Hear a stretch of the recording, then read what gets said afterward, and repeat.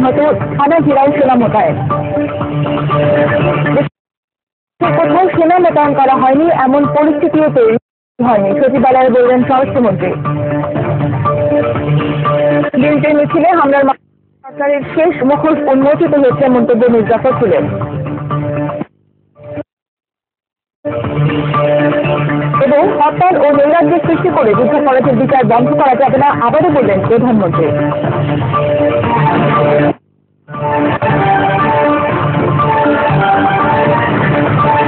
আসসালামু আলাইকুম, বার্তা সংবাদে স্বাগত জানাচ্ছি আমি নাদিরা আশরাফ। শুনছিলেন প্রিভিউর মডেল টাউন বিস্তারিত।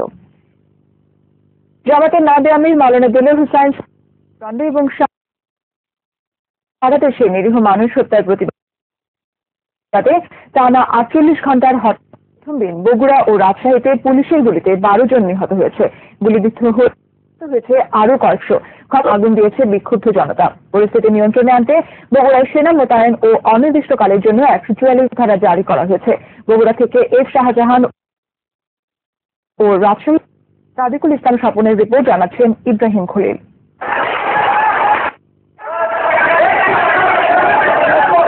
বগুড়ায় আল্লামা সাঈদী ভক্তদের সাথে আইন শৃঙ্খলা বাহিনীর সদস্যদের দফায় দফায় সংঘর্ষ হয়। এ সময় র্যাব পুলিশের গুলিতে কয়েকজন মারা গেলে পরিস্থিতি আরো উত্তপ্ত হয়ে ওঠে।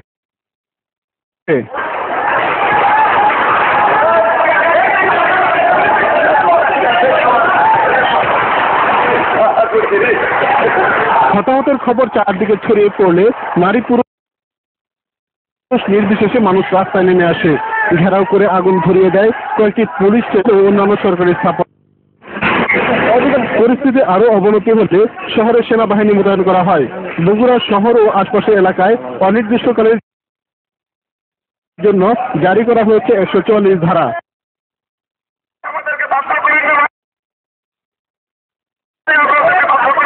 এদিকে গোদাঘাটিতে আইন শৃঙ্খলা বাহিনীর গুলিতে আরো 2 হরতাল সমর্থক নিহত জন।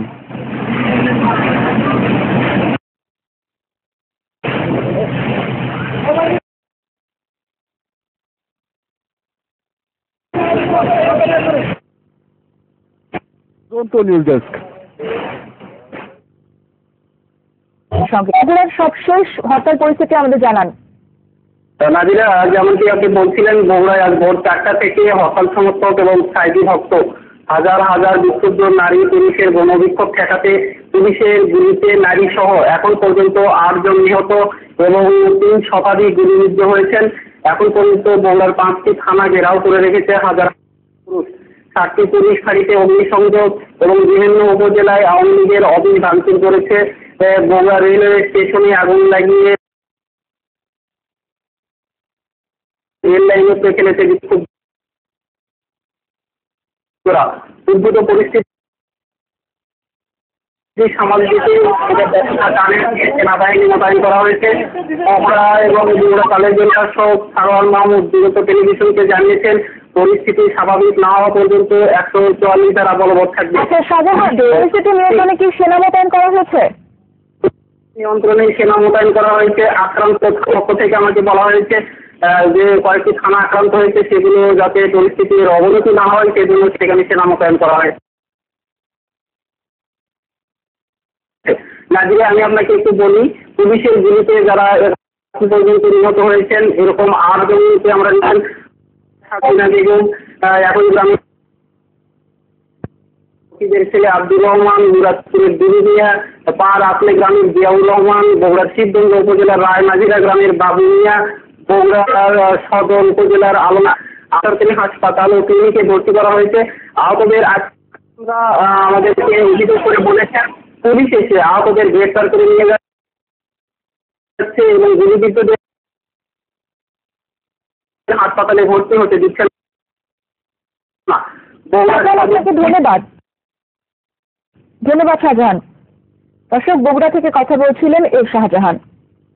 রাত হচ্ছে 48 ঘন্টার হরতাল। সকাল থেকেই নগরের বিভিন্ন এলাকায় মিছিল করেছে জামাত শিবির কর্মীরা। পরিস্থিতি নিয়ন্ত্রণে রাখতে পুলিশ বেশ কয়েক রাউন্ড টিয়ার শেল নিক্ষেপ করে। ঢাকার বিভিন্ন জায়গায় থাকা রিপোর্টারদের পাঠানো ফুটেজ নিয়ে মাঝার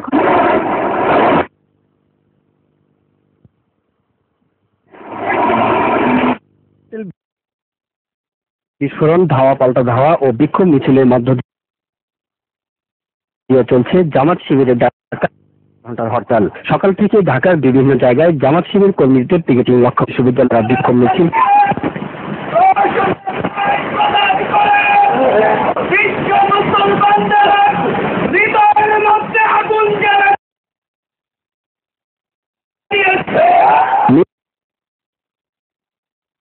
মিরপুরের জামাত শিবির কর্মীরা রাস্তা অবরোধ করে বিক্ষোভ করতে থাকলে পুলিশ ধাওয়া করে। এ সময় বেশ কয়েকটি ককটেলের বিস্ফোরণ ঘটে। এছাড়া মালিবাগ, খিলক্ষেত